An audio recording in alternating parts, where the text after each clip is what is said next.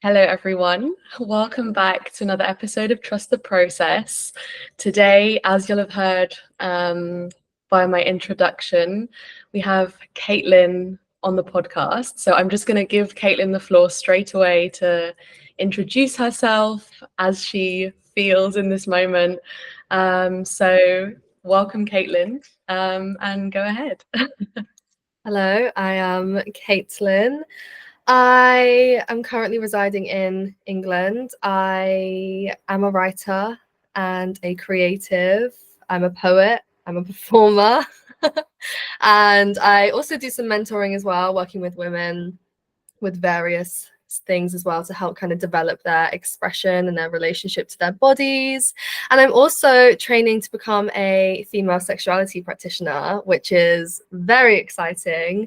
And I'm writing my book right now. I'm officially on draft 2, which is crazy to me that I'm this far into the process. And yeah, that's the gist of me right now as it stands.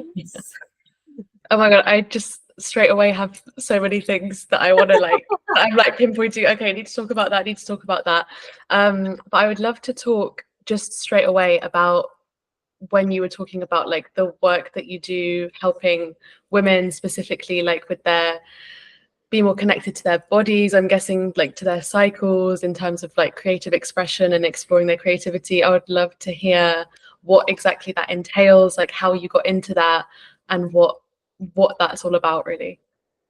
I love those questions. So how I got into it was my spiritual journey. I'm very much like you in the sense of having different phases from being a child, dabbling in religion and spirituality. But I would say my true core part of my journey so far began when I was 19 in 2020, when COVID began.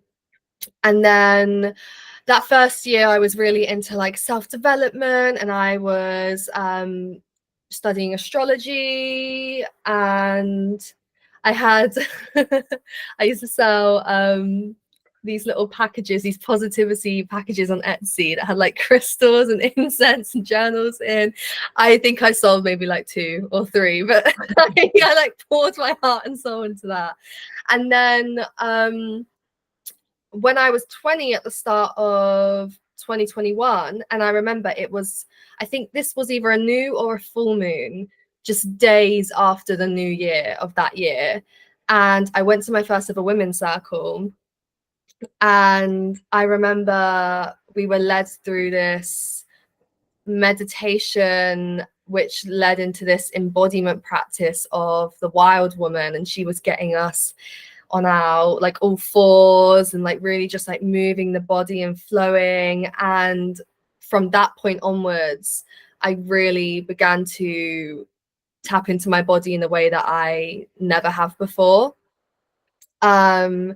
And within, I think, 2 months, I had dived so deep into learning about the womb, learning about the menstrual cycle. And it was very strange because I kind of instinctively knew what to do with my body, which I actually think is the case for all of us. I think actually when we strip back the conditioning and the layers of what we're told should be and how we should be within our body, we actually know how to innately listen to ourselves. We've just been pulled so far away from that. And that led into me holding my first ever womb. And I don't recommend doing this. I'm not saying people should go out here and do this. This is what I did. It's technically very unethical what I'm about to say, but from a space holding perspective. Okay. But in March of 21, I had never even done, I think, a conscious womb meditation, even on myself. At that point, it was still just a lot of dancing and just general meditation and working with my cycle. And the country, I remember at the time, was in disarray because of something that was going on collectively to do with women. And I just had this call that was hold a womb healing meditation, tonight. Just put a link up on Eventbrite and put it on your stories and just see what happens. And I had actually quite a lot of people come along, and I just intuitively held this space and created this really powerful container for women to come and tap into the magic of their wombs, and it just spiraled from there. And I now do menstruation readings, so they're like written reports, and I've always done it for myself. It was something that I birthed for me because I felt that the white and the moon cycles was the white and the moon cycles was very surface level, and I feel like it kind of like you would pedestal like someone bleeding on a full moon or a new moon, and I didn't like that. I didn't feel it was very inclusive, because what about me who's bleeding on the waning moon? Like, am I less of a powerful woman because I'm not bleeding when the moon is full? And then I ended up birthing these wild mystique archetypes. Wild Mystique's my brand, by the way, for anyone. Personal brand, I guess, for anyone that doesn't know. And began doing readings for myself, kind of just tapping into the energies of every season of my cycle and channeling this guidance for myself. And I created this numerology idea to kind of implement into the cycles, where if you take the amount of days that you've bled and you condense it down into a single digit, and then you can kind of pull based on what I channeled for what each of the number means, and that can also give you guidance into what this energy of your cycle is going to hold, whether it's to do with, you know, beginnings or expression or whatever it is, depending on the number. So yeah, it's work that I'm very passionate about. I believe that every single person on this planet with a womb should be doing this work. I think it's utterly disgraceful, really, that we have so much pumped into our bodies that just completely disconnects us from this and screws up our hormones. Yeah, I love it. So what is it when you say this work? Like, what does that actually entail? Because obviously you talked about like creative expression, and then obviously like physical expression, like with dance and understanding your body, your cycle, and meditation. But what is it kind of like specifically that, well, maybe what you did or what you felt called to do in that initial meditation, and then kind of like how that's evolved now? That's a good question. So the initial meditation, if I remember correctly, it was literally as simple as guiding these women through breath to tap into their womb center, to take the breath down into the sacral, into the root, and, you know, really beginning to soften the vulva and soften the tissue in the vagina and the anus, and really begin to relax the body. And I also connected it up to the heart space as well, and we use sound as well, as I'm sure you already know, to stimulate the vagus nerve, to help really activate that sort of healing within our nervous system, to really soothe and relax ourselves. And that's how it began, which I think is a core part of my practice anyway. And it just very quickly evolved into the embodiment practices, with leading women in these just like guided journeys where I lead them through breath, but then they also have space to kind of break free and dance and sing and whatever they need to do. And also bringing the art into it. I think for me, I am very, as you can tell by my introduction, multifaceted and multi-passionate, but I can't have one exist without the other. So I can't be a writer without being in tune with my cyclical nature. And I can't be in tune with my cyclical nature without being in touch with my breath and with my dance. It all weaves together to form this really beautiful tapestry that is, for me, the reclamation of my body, of my power, of my sovereignty as a woman on this planet. Oh, that's so beautiful. I was really interesting because I wasn't like expecting it to be like when you spoke about your meditation and stuff, I wasn't expecting it to be so like involved in like the physical that much. Like, do you know what I mean? I was expecting it to be kind of more maybe just like spiritual or like visualization focused, but the fact that it was so like physiological is so amazing, because actually I think that is visualization, really. It's not just like sometimes like if I'm like guiding people, whether it's in yoga or meditation or whatever, and I talk about visualization, I notice that I'm not always talking about like imagine or picture. I'm like visualize it in your body. And like those two words, it might not make sense when you first hear it, because it's like, well, how can I visualize it in my body? But it's like you're almost like bringing the experience like unto yourself, like whatever that experience is, which I find so cool. Yeah, I think it's important because ultimately we have these bodies for a reason, and you do find in the spiritual community there are certain people that really want to bypass this very real experience that we're having in this body, and I think it's important to find a balance between the two. But to me, I look at myself as this, I'm a conduit, you're a conduit, we're all conduits for this creator spirit, is how I view it, and it manifests in our body. And I think it's, you know, in terms of even how trauma is stored in our tissues, we need to be working with the body to really begin accessing these next level kind of edges to our power, to our peace as well within ourselves. Yeah.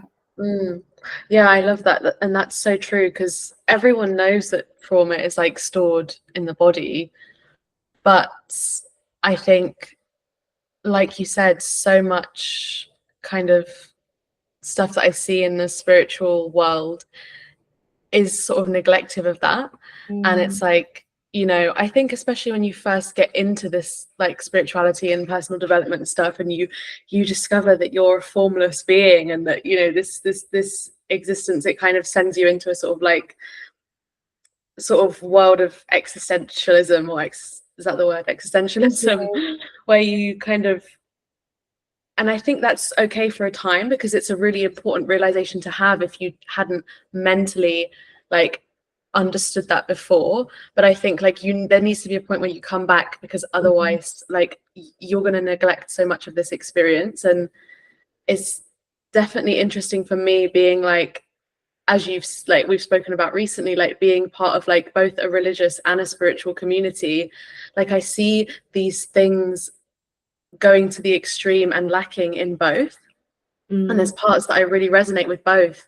And then I'm thinking, oh, you're really missing this. Like, you know, you don't have to believe in the root of these practices or XYZ, but you need to understand that like physiologically, you know, our bodies store trauma, and it's important that we connect with our physical body. And then at the same time, yes, God created us and we are this, but we're not just our physical body. And like we need to be, you know, releasing things from the inside as well, like spiritually as well. No, absolutely. Yeah. I love that. And I think as well, a lot of people perhaps may, and I was one of those people that for a short time at the start of my journey, I really did, like you were explaining, I was really bypassing this very real lived experience that I have in the present. Because also you are having these in meditation, for example, like I have these amazing like transcendent experiences where I literally just, I feel the oneness between me and this greater energy, whatever label you want to put to it. And so I can understand why we would want to stay there, but also we have these bodies for a reason, like I was saying earlier. And even from a trauma perspective, kind of circling back to what I was saying earlier, our bodies also know how to heal our trauma. So like at the moment, I'm really deepening my meditation practice because I'm doing a lot of like Dr. Joe Dispenza work right now. And he talks a lot about how when you get, I forgot the brainwave exactly, but you get to, from where usually in our beta, I think that's how you say it, brain frequency waves. And I think you then can move to alpha and so on, so on. And then when you get to that point of like relaxation and presence within the mind and within the state that we're presently in, that is when your brain then gets to that deeper state, and then your frequency in your mind begins to really slow down, which then triggers your autonomic nervous system to activate, which then promotes healing in your body. And then your body just, it heals itself and the longer and the more frequently you choose to sit in that state with yourself, so once a day, a few times a day, and continuously making that a practice, which I've been doing, you gain so much energy. Inflammation in the body goes down, pain goes down, your skin clears up. It is so powerful. And not only that, I incorporate, from a sexual healing perspective, I incorporate yoni de-armoring as a pretty standard part of my practice too. And recently I did have a lot of tension stored in my vulva and in my vagina, and it was really painful actually for a couple of days. And so I went into a yoni de-armoring practice where I was just very gently from the outside, then moving in a pace that worked for me. Began to massage the tissues of my vulva, of my vagina.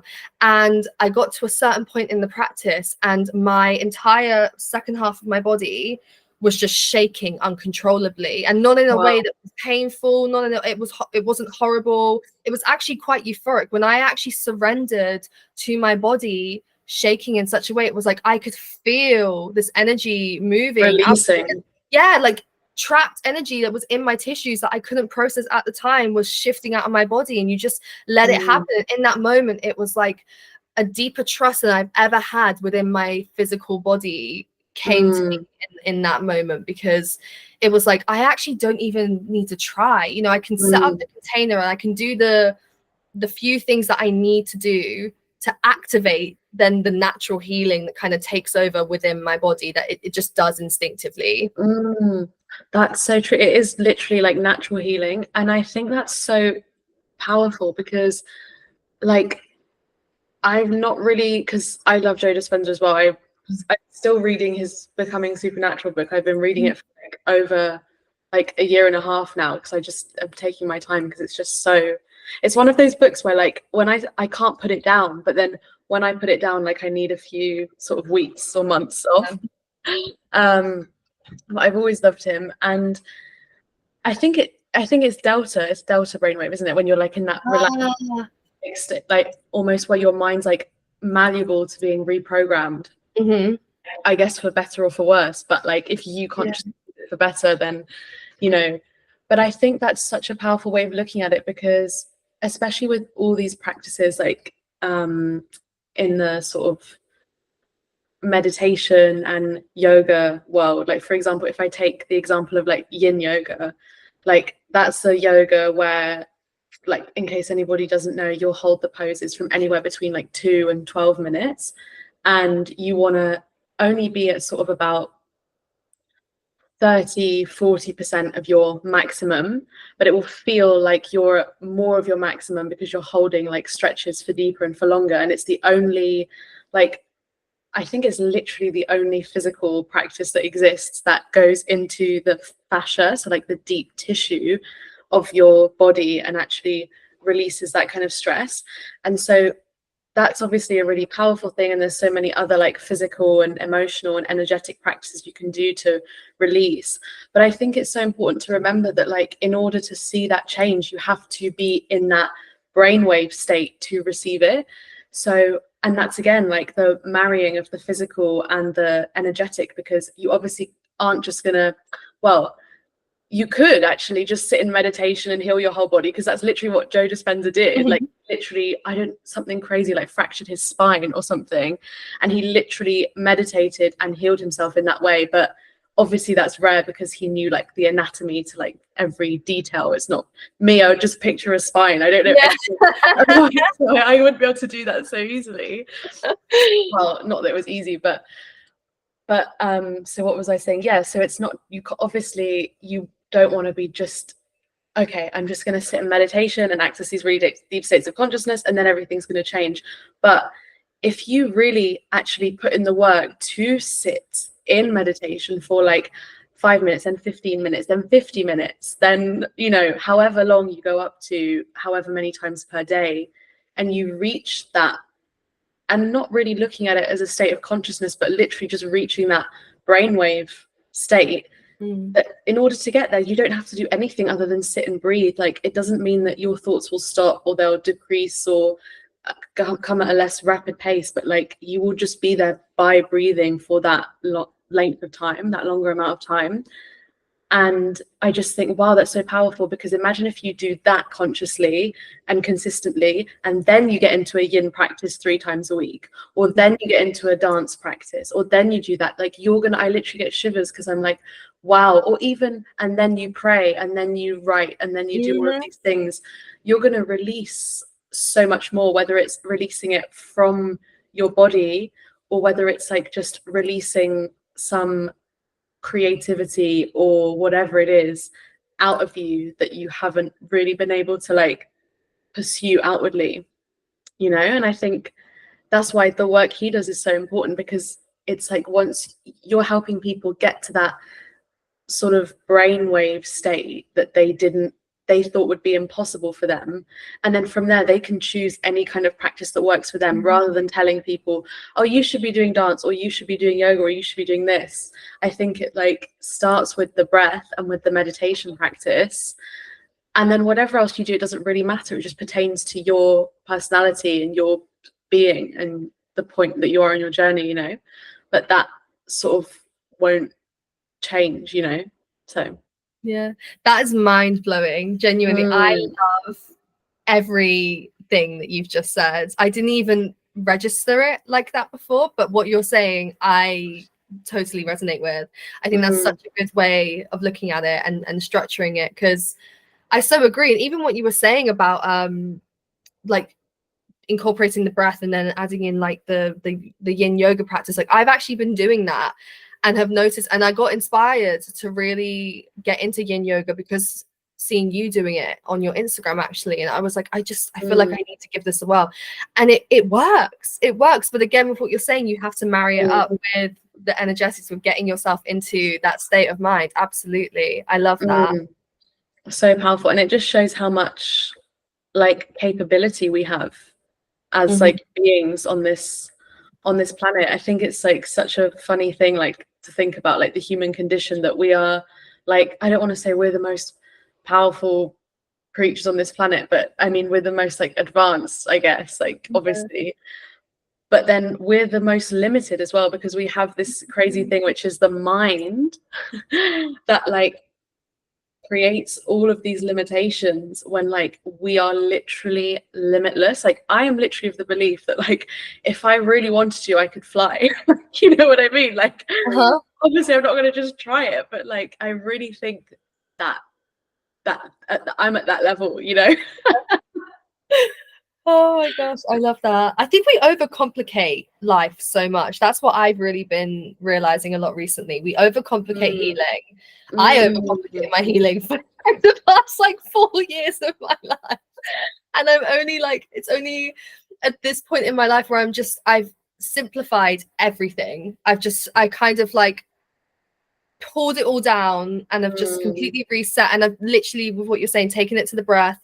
It's symbols for me, like breathing, yoga, nature, and then dancing, because that makes me feel alive, and singing, because it just and then I'm then suddenly, I feel like I'm so centered in me, and I feel like myself, and it actually takes little to no effort at all. Of course, it's uncomfortable at first when you're getting into these new routines and habits, but it was so worth that discomfort. And if it's not comfortable, again, I do kind of believe if you're comfortable all the time, you're really not growing. And we're really so addicted not only to the limitations and to these kind of oppressive ways of being within the self, but we're so addicted to comfort, because everything just it's just given to us nowadays, and we don't even want to be uncomfortable a little bit, to even kind of stretch to meet that new edge out of our comfort zone, to actually expand ourselves and expand our life and create something that could be so profound for humanity.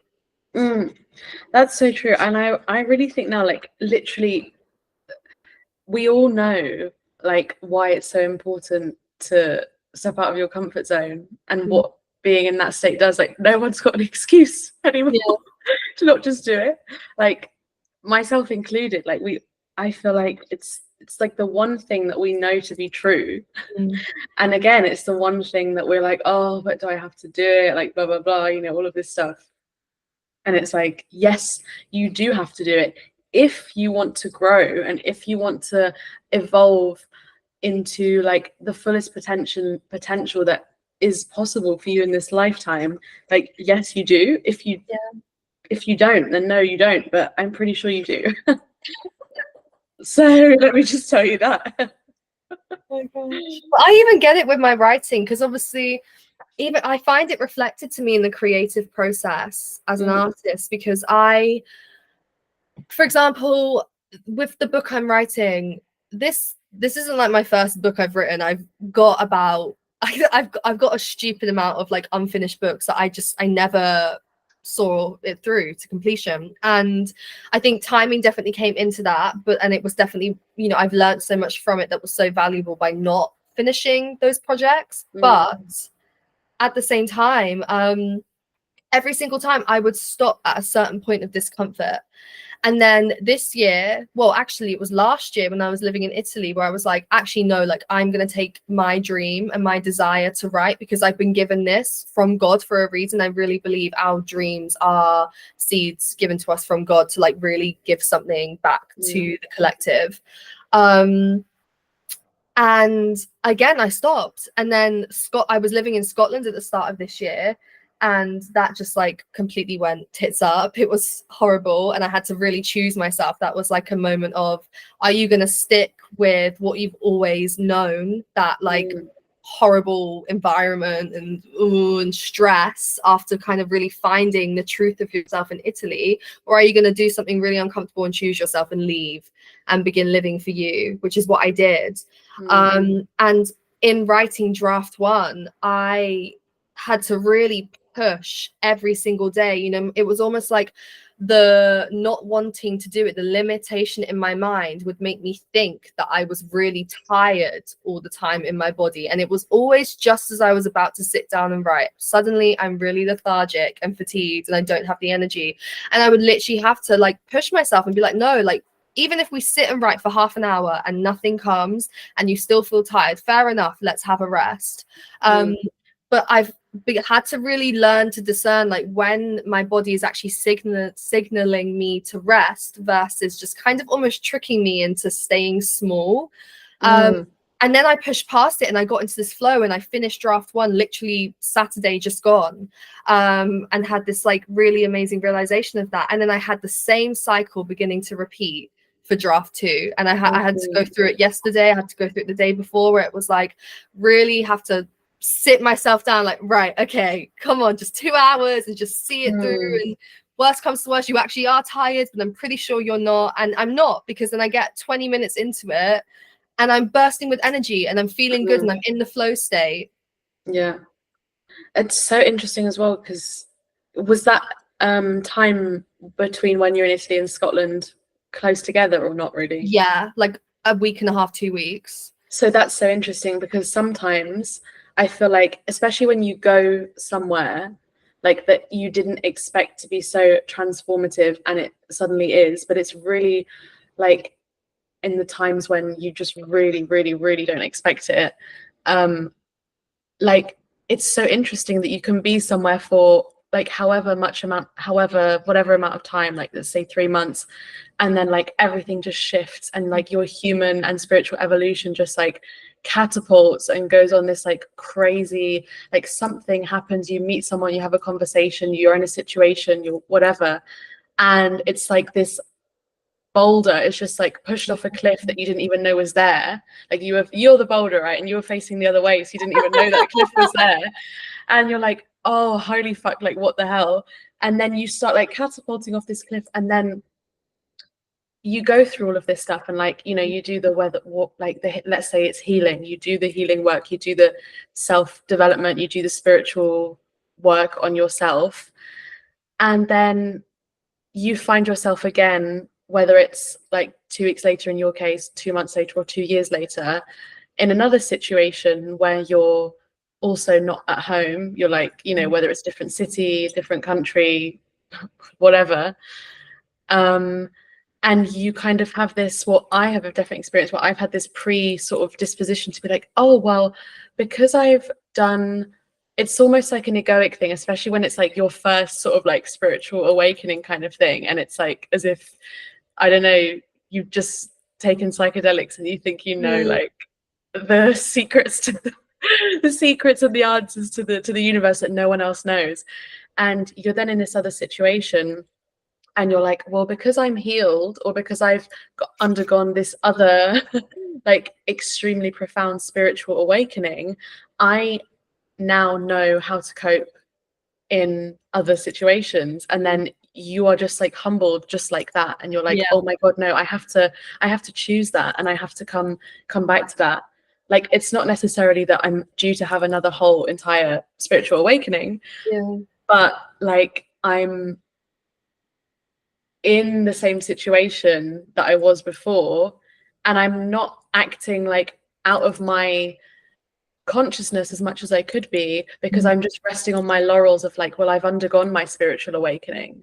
Mm. It's like, no, no, no. Yeah. It is so humbling. You're so right. I remember when I first went to Italy, I was living in this like tiny beach town in the middle of nowhere there. And I basically realized that the family I was living with, I had just picked a home away from home, and it was so tumultuous. And it was like, what am I doing? This was meant to be my leap of faith to like live life. What the hell? And then I then ended up moving to Rome for the second half of the 3 months I was there. And in choosing myself in that moment to leave the situation I was in, that was really hard, because again, like the fact that it literally felt like it was a home away from home, from like a childhood perspective, you know, you're breaking a pattern, and that feels so unfamiliar, because all you've ever known is being, for me at least, it was, you know, being the savior and the martyr, and as like, 'cause I'm the eldest daughter of 6, so you know, Oh and wow, okay, yeah, yeah. so that kind of, I was like, you know, you say that, it's like, yeah, you kind of get the vibe. And when I was in Rome, I remember the family I was with there, it just was, it was the first time in my life, after trying to heal since end of 2019, start of 2020, that I felt safe in my body, ever truly, Right. just the Okay. Yeah. environment that I was in. And that was when it was like, okay, like I'm ready to admit now what I actually want out of life. And I've been writing since I was a girl. Like I've always been a writer, and I've started books in 2020, 2021, 2022. And like I was saying, I just never, ever, ever saw it through. And then because I thought, well, being in Rome taught me, like, you know, get away from home is kind of what I took from it. And so it was like, okay, like I'll just go to Scotland then. Like I really want to go to Scotland. And again, it was another home away from home. I'm on a sinking ship, and I'm being dragged into this like martyr ship that actually, like, I literally, within a week of being there, I was so inflamed in my body, and I began to experience, because of the stress I was under, this chronic pain that I've never had that in my life. I was like, what is this? And it was leaving that situation, because I then had to come back to my home city after that. It was like, and I was so resistant to coming back where I've always been, because I was always that person of like trying to run away from here. And in having to come back, it was so humbling. But then I realized that if I can't be my true self, and if I can't push through my own limitations in my roots, I'm not going to be able to do it anywhere, because I'm going to move at some point, end of this year, start of next year. Like I know I'm going to be in a different country at some point soon. I have in mind, but I'm going to then go there, and then I'm probably going to come back home to visit family, to maybe live here again for a little bit. I don't know. And then what? Am I just going to switch back into my old patterns, my old cycles? Yeah, exactly. It's like, no, that doesn't serve me. And it also doesn't serve the people around me. So coming back, because I came back here in February, and since then it's just been almost peeling back every single layer of conditioning and story that was holding me back from being in that true state that I discovered in Rome, when I actually had peace for the first time in my life. But I'm so thankful for it, because I've never been in this sort of energy. I've always been a very expansive person, always striving to be the best version of me. But I feel as though now I'm really actually doing the work that needs to be done. Now it's like I'm no longer addicted to the suffering and the darkness and the grief and just like spiraling all the time, which I feel like healing can sometimes make you feel like you need to do, and it gets you addicted to the state. Yeah. So yeah. I had something that I was going to say and I just completely forgot. Oh, yeah, that's it. I was going to say, like, and also wherever you go, like, you're going to take yourself with you. And it's kind of, I quite like thinking of it as like that. It's like, it's not just you going somewhere, it's like you're taking yourself with you, like all parts of you, you know? Like your inner child, your most like evolved, full potential self, your past self, all the future possible selves, you know, like you're journeying on that like together as one moving whole. And so like you can't escape. You can't escape from that. And I feel No. like all these parts of ourselves, like they're actually always telling us, like, you know, stop trying to run from me, stop trying to run from me. And I feel like it only seems that they become kind of like, sometimes we think like, oh, they want to sabotage us, or like, why is my past self doing this, or why is my inner child doing this? And it's because it's almost like, I think of it as like when you don't pay, for example, with the inner child, when you don't pay a child enough attention, they become petulant, or they become annoying, or they become angry, or they become mean, you know? And so then that happens because they start by asking nicely, or they just ask in a way that like a child would ask. Like maybe it's repetitive, but it's not rude or annoying or mean unless you make it that way. And then you get annoyed by it, and so then the child, it's like becomes a product of that, of what has been projected onto them. It's like, oh well, I'm annoying, so I'm going to be annoying, but really they're just being a child, you know?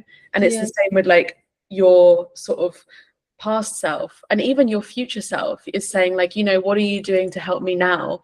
And then if you don't, you know, do it, whether it's like tiny little things or big leaps, it could just be like literally tiny little things, like even something like, I don't know, staying hydrated. Do you know what I mean? Oh Like my literally something like that. Or it could be moving countries, you know, Yeah. like, anywhere on that crazy broad spectrum. But then like if you don't listen to that and do something, even if you have the conversation of like, oh, listen, you know, I know that what you want from me right now is to make a really big decision, but like I can see that, but I in my current self just don't feel ready, and so I'm just gonna stay on like the daily habits, daily routines things.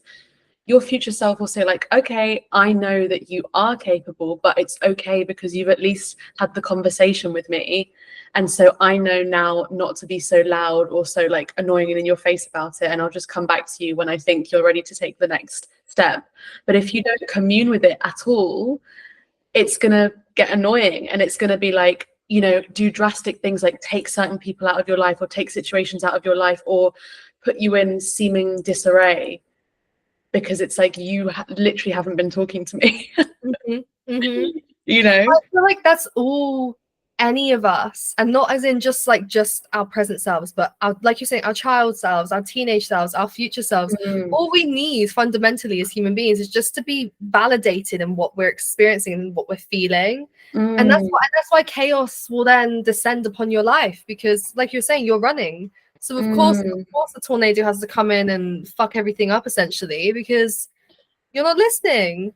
Yeah, exactly. Oh, that's so true. I would also love to talk a little bit about and know a little bit about how the roles of masculinity and femininity have played out in your journey, or in your life, or in your present moment, like however that comes to mind. That's a really good question, because I feel like I'm still on a bit of a journey with that, and I actually have been for probably about 3.5 years now, purely because I there's so much noise Oh my around. God, you literally took the word out of my mouth. I was literally just thinking noise, noise, noise, and it was you said it. Too much noise, quite frankly, in my opinion. I think there's different intersections, I think, for example, with feminine energy. So we've got this kind of feminine energy that shows up as kind of weaponizing it. I personally see it. I'm not saying people have to agree with me, but I see it personally as weaponizing that energy to appeal to the kind of male gaze and to kind of seduce men. And it's like, and like, you know, I don't know. I think desire and sexual desire and sensual desire is all very valid. I'm not trying to say like you can't like not like you want to have a man fuck a guy or whatever, do what you want. Ultimately, I don't care. Yeah. But like whatever. But I don't know. For me, my experience is I definitely feel that I have these two internal energies inside of me, but it's not something that I necessarily need to commodify anymore.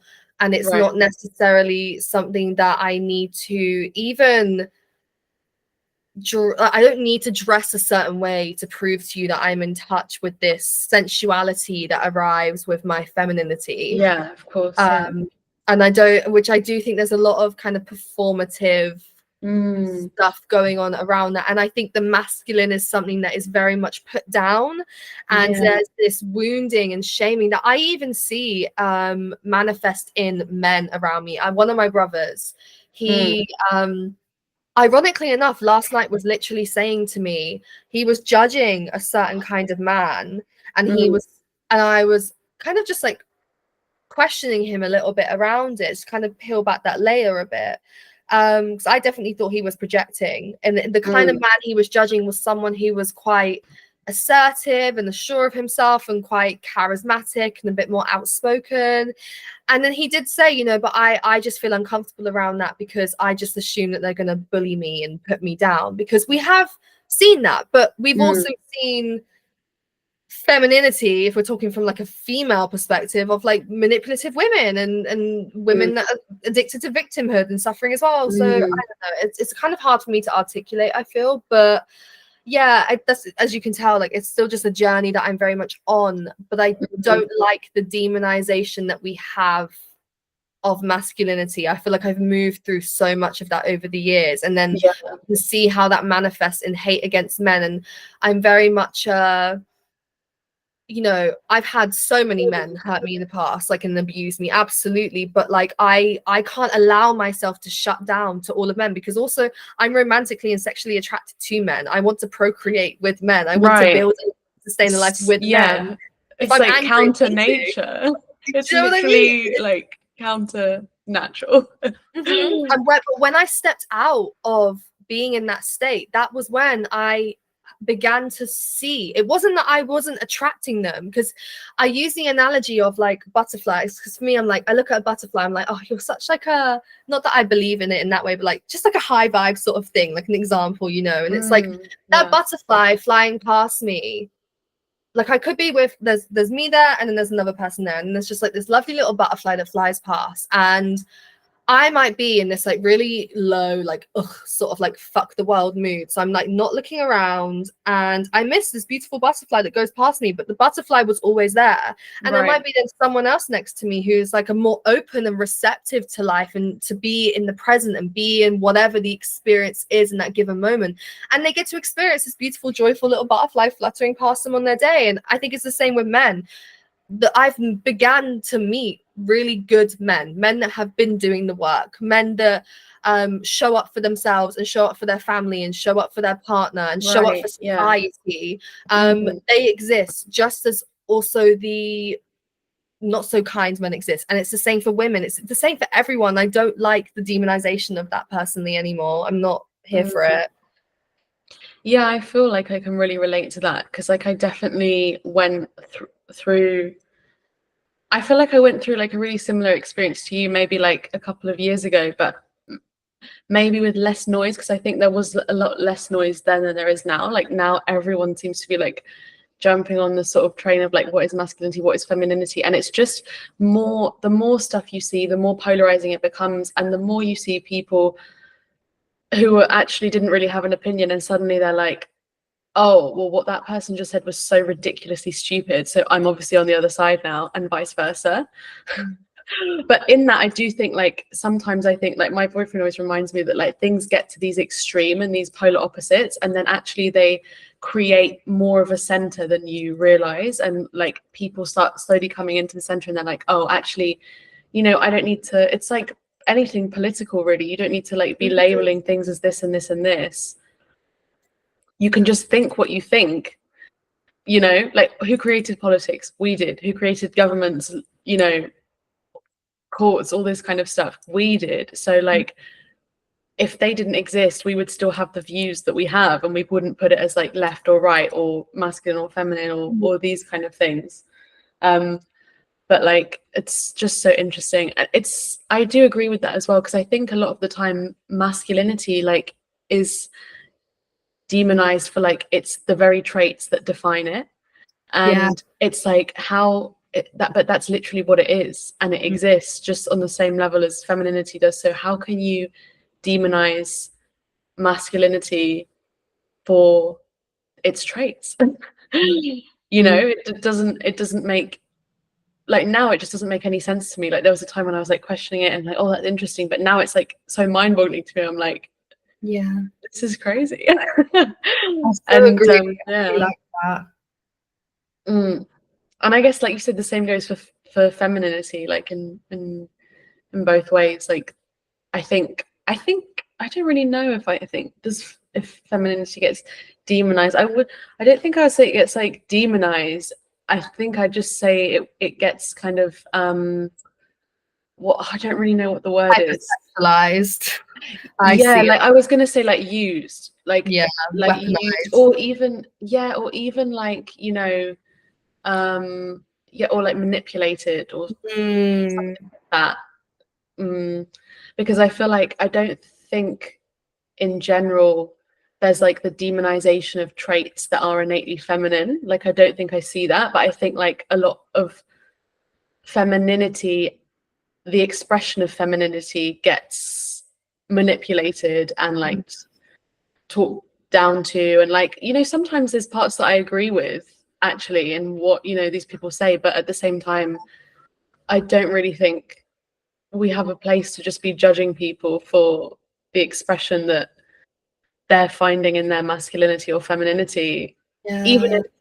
because if that isn't representative of masculinity or femininity, then they'll come to realize that, like, you know, all you can do is say like, actually that's not actual femininity or that's not actual masculinity, you know, but that's just your journey and your you know. I do agree. Do you know what it is though? Is that because I've always naturally been like a very driven, ambitious person. Someone I've always been very action oriented, even as a child. Always just in my little cocoon, creating all the time. And then when I began the womb work, I then was introduced to like the masculine and the feminine, and I went really hyper feminine into that like hyper flow state, and just not having discipline, not having devotion, not having a container. Right. And it did not serve me at all. I got fuck all done. Like I got fuck all done, like in terms of creating. Well, Yeah, that's a lie. I was still creating a lot because I'm that's me at my core, but like not in a but you can't live sustainable. in that space forever. Yeah. No, you literally can't. And like we live, there's this one creator, I forgot her name, but there's this creator I watch on TikTok who talks about like no matter what you try to do within like your business and your creations, like ultimately we live in a capitalist society. And so it's not that you have to like, you know, cater every ounce of your being to like suit the consumer. Absolutely not. But it's like you have to know how to work with the systems that we live in to then be able to bring. Oh my God, that's so good. Yeah. You know, it's just like, yeah, I think it's, and when I heard her say that, I was like, it felt so uncomfortable at first to receive it, but then I let it land, and it was like, she's literally right. Like she's literally Yeah. right. Because that's also when shame then comes in for charging for your gifts and charging for your creation and Right. charging And I for think takes we on see it. that I see that so much, especially in like the wellness space. Like, not even so much with like coaches and spiritual people and stuff, because it's like acknowledged that that's what they do for work. But like, I don't know, say there's like, I don't know, like an influencer who releases like a book or a supplement or this, and it's like, oh, you know, you sold out, you used to give all this information for free, blah, blah, blah. And it's like, well, that hasn't gone anywhere. You know, no one's forcing you to buy anything. How much stuff do you consume every single day that comes from the most like unethical, immoral, ridiculous people, companies that are run by like, you know, whatever dark, evil forces like that you don't even want to know? And I feel like that's where I have a problem with people who just like use capitalism as a scapegoat and say like, oh well, there's no ethical consumption in capitalism, and it's like, what are you going to do then? So you're just going to use that to continue to be a victim and say like, well, there's nothing I can do, whilst you get on your high horse and tell people about how we should be living in a communist state. Okay. Literally, because it's like, if you are unhappy with the lack of ethical consumption, then create some ethical consumption. Yeah, or find it, because it exists. It does exist. No, it literally does. Absolutely exists. And if you say that there's no ethical consumption in capitalism, then you're kind of, I really think it's such a state of victimhood to be in, because you're really like willing yourself to never live like a fruitful, thriving, prosperous, wealthy life. And I don't mean wealthy in terms of financial or monetary gain. If it is, then fine. But you're literally like, you're not even saying that abundance doesn't exist. You're saying like abundance and the way it is capitalized upon is bad, full stop. And it's like, is that a universal law? Like, is that, where do you get that information from? Because it's not like, you know. But I'm so glad you brought that up, because I was thinking today before the podcast, I was like, oh, I really want to talk with her about this idea of like capitalism, what we're talking about now. And I forgot until you just mentioned that creator, because I heard you talk about it in another podcast you're on. And I found that really interesting, because I feel like it's the kind of thing that's like, it's good or bad. And it's like, it's absolutely not the case. Yeah. Like, you know, I think like the good thing about like capitalism, like as it exists now, is that you have the opportunity to literally do anything you want to, like, and if that is like going and living off grid and like living in an eco community and like, you know, living together, helping each other raise each other's children, like stuff like that, that's not some crazy thing. Like you can do that with quite a bit of ease, actually. Like there's so many of these things that exist out there, and I think when you sort of say these things to people, it's like, oh yes but, and it's like, you know, you just say that you don't want to do that, like it's okay. But I think it's like this idea that things have to exist on their own, like as an absolute. And it comes back to like the whole political labeling thing, because it's like, well, hang on, I could actually go and live off grid and at the same time be a capitalist, because you could go and live off grid and be like a thriving entrepreneur, and also you could live in like a hustling, bustling city, have a corporate job, and have like socialist values at your core, you know, just the same as you can be left wing and, you know, have like left wing, so to speak, and have raised concerns about like issues of immigration, and just like you can be right wing in quotation marks and be pro choice. You know, we're telling ourselves and each other that you can't be these things, and it's like, you literally can. Like and you can't tell me that I'm not. Like I'm not going to sit here and have you tell me that, well, because you think this you're right wing, or because you think this you're left wing. Because, and I'm going on such a tangent here, but it's so funny, because like I literally had like, I did like a surprise party for my boyfriend's birthday. I saw that. It was really cute. Yeah. It was so, it turned out so well. I was so happy. And we had like all of our friends there, and we're all like different nationalities, different ages, different races, different like jobs, opinions, like all of this kind of stuff. And then there was like one guy, one of Carlos's friends, who's like, I don't think he sees me as some like corporate capitalist, like right-wing person. And then another one of his friends was like, oh, you're the most left-wing person I've met. And like it was so interesting to me, because I was like, wow, this like perception that you both have of me is so funny. And he also said it in front of the other guy, and he just turned around and was like, what? And I was like, this is so interesting, because it's all based off of like the way you grew up and the countries you grew up in, and like, you know, all of this kind of stuff. It's just so fascinating to me, you know.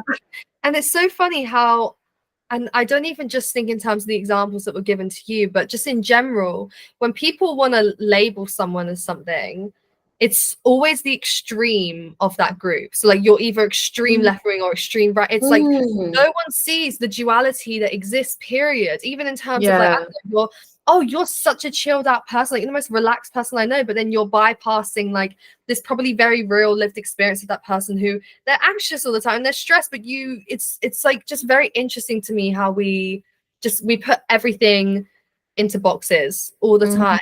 But I also just want to circle back to what you were saying about the shame around capitalism, because I can understand, this is the thing, I can understand why there is the shame. It's like we don't want to, well, I don't want to bypass the very real anger that, you know, people should and can be having at certain I absolutely understand it all, and anger, you know, kind of history that's happened in the world, but also it's also a very individual thing. You know, if you're angry at the state of consumerism, then you as an individual need to do something. Instead of talking about how atrocious the state of the world is, it's like take matters into your own hand and maybe stop consuming as much from an unethical source if that's the case. You know, stop buying your clothes off of that like shitty, cheap Shein, whatever. Like, you know, it's like those sorts of things that actually you know, recycle, put your foods in food waste in the compost bin. It's like little things like that that we can actually all be doing if you're that unhappy with the state of the world that we live in. But people just don't want to put in the effort, and we're so addicted to victimhood and being in a perpetual state of suffering that we will find any excuse to suffer in this reality. It's so true. And I think like to some degree it's like they don't want to do those little steps because they know that if they do them they'll have less to feel this victim identity about. And I don't say that to like shame or blame anyone, because politically, I'm just going to say it, like I definitely see that way more on like the liberal side of things, but like it's not just politically, it's like in our lives, like it circles back to like what we've been talking about this whole conversation of like choosing to be like the sort of in the driver's seat, or choosing to be in the like a passenger princess and looking at the driver and telling them what they're doing wrong, but the driver offers you to take the wheel, you're like, no, I won't do that, you know. And it's like you can choose, like it's not going to be easy, but like it's not easy, but it's simple, you know. You just have to go from one seat to the other. You know. No, literally. And I think it's so interesting because we can literally, like, because I know we have to go in a minute, but just to like circle it back to what we were talking about in terms of somatics at the very start of the podcast, we can literally circle this entire last portion of the conversation to say, now if this is like what you resonate with and relate to, then you can actually begin to do the work through starting to meditate, and actually then attune, like just go onto YouTube and like look up a Dr. Joe Dispenza meditation and begin to attune your body to get safe with holding the energy of love and wealth and abundance. And then watch how your decisions change. Watch how you show up differently in your life, because you need to learn how to hold love and move away from being in that perpetual state of victimhood. And when you do feel a difficult, uncomfortable emotion arise, sit with it, breathe through it, move through it, but then let it go and stop perpetuating that dead story that serves nobody. And it just is it's so all linked together. So true. And then you can see where what your values are from that place, and you might be so surprised and what they actually align with. And then when you do things like whether it's vote, whether it's make decisions in your daily life, your career, your relationships, you might surprise yourself, but you'll realize how you're acting with like pure authenticity. So good. This is amazing. I just hang on my microphone. A few final like quick fire questions I want to ask you, and then I'm going to do a quick like oracle card pull, and see what comes up. So I love that. I like lay them all out and like shuffle through them as we're speaking, and then I'll like run my hands through them and you just tell me when to stop. But we'll start with the questions. So the first one, I ask everyone this, so the first one is, how do you want to look back on your life in 70 years time? In 70 years time? 70. I love this question. I think about this all the time. Okay.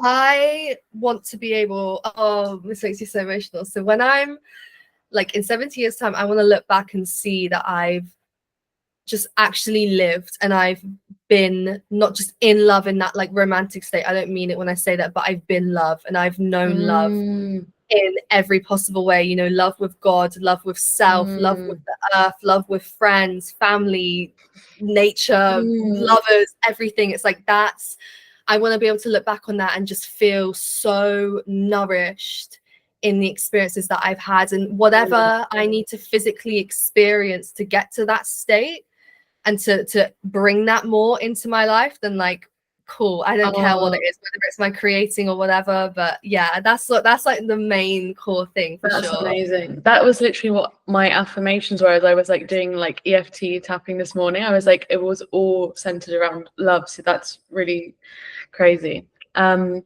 the second one is, what do you want people to know that would make them live their fullest experience now? Ooh, I think very, very, very similar to what we've spoken about, but you know, breathe and get outside in nature and disconnect. You know, stop scrolling on your phone all the fucking time, and stop also outsourcing your power by asking other people for the answers. You don't need to do that. You literally just need to get within yourself and actually center in yourself long enough and consistently enough to know that the truth of your being is within. And it's such a cliche, but I believe that these cliches are cliches for a reason, because it's facts. I know it's facts because I've literally lived it. So especially when you're asking other people that haven't done the work that require you to know the answer, which you'll get by looking within and doing that work. And also, like, do you want to live that person's life that you're asking that advice for? If not, why are you asking? Like, I really am a big believer of, and I'm really intending right now in my life to just surround myself with more, not even like-minded in that sense, because I don't even need that. You know, I don't care if we have different opinions, but just expansive people that like make me want to move up to the next level of myself. Yeah, definitely. What does being present mean to you? Just so, for me, I feel when I am truly present, again, I feel so in my heart, whatever that emotion is in the moment, but I feel like I'm exactly where I'm supposed to be. You know, like I feel present right now as I answer this question, and I'm looking out the window and the maple tree is there and I'm watching it blow in the wind and I'm looking at the clouds, and it's just, I'm noticing the details of this moment that I've arrived into, and I hold it for as long as I can, because I know even the me that said that sentence 5 seconds ago, she's gone now. So I need to be in this moment and feel it and experience it. Oh, that's really lovely. That's really cool. There's just 2 more. So what are 3 words that define your current experience? Ooh, exciting immediately comes to mind. Opening. I don't that's just, I was just thinking openness. How crazy. Yeah. And truthful, honest. I love that. That's honest. really cool. That's really cool. I think a lot of people can probably relate to that.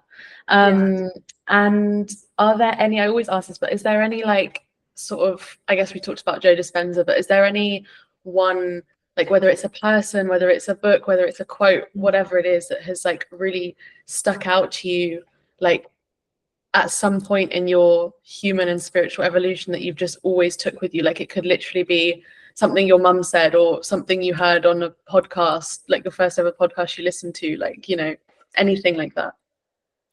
So the quote at the start of Women Who Run with the Wolves is what comes to mind, where I'm going to completely butcher her name, Dr. Clarissa Pinkola Estad. I don't speak other languages. It's not happening, sorry.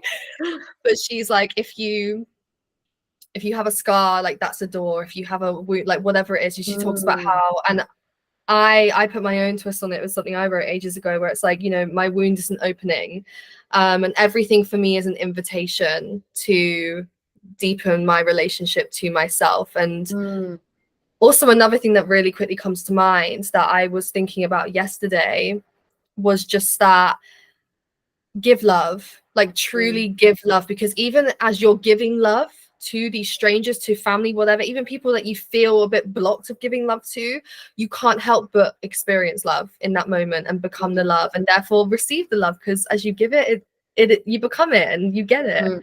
But yeah, Women Who Run with the Wolves, like that is a book that it's like a staple. It comes with me everywhere I go. I literally finished reading it again a few months ago. Really?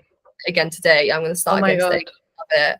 I have it. I've never, been taking my time reading through it. yeah. You need to like digest it in small increments, but I feel like it's going to take me years, which I kind of love. I'm like, yeah. Just enjoy it. It's such a journey, truly. I love it. Okay, I'm just gonna do like our little oracle card pull. So I'm just gonna run my hand over the deck, and then you just tell me when to stop, and I will just see what comes out, whether it's resonates in any way or we'll see. You can stop now. Okay. Oh, the one at the end. So let's have a look. Oh, so this is the picture. This is what the card looks like. And the word is inertia. And it says speed is exhilarating and tiring. Oh, I feel that. Wow, that's crazy. I'm gonna just quickly look at the little booklet and see what see where it is and what it says. That's interesting, actually. When motion becomes the norm, inertia creeps in. Be careful to not overshoot your goalpost or leave too many waves in your wake. It is easy to forget to slow down. Yeah. How like relevant is that with what literally So everything we're talking about? That's crazy. That's really like powerful. I think that's one, yeah, people can sort of let that sink in because that's digest over time. Yeah. Well, thank you so much, Caitlin, for coming on the podcast.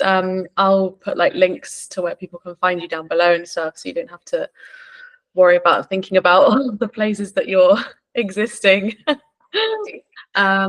yeah, it was so lovely speaking to you, and maybe we'll have a part 2. I think we should. I think I have so much more to say. We have to cut it off now. Definitely. Thank you so much, Caitlin. Thank you for having me.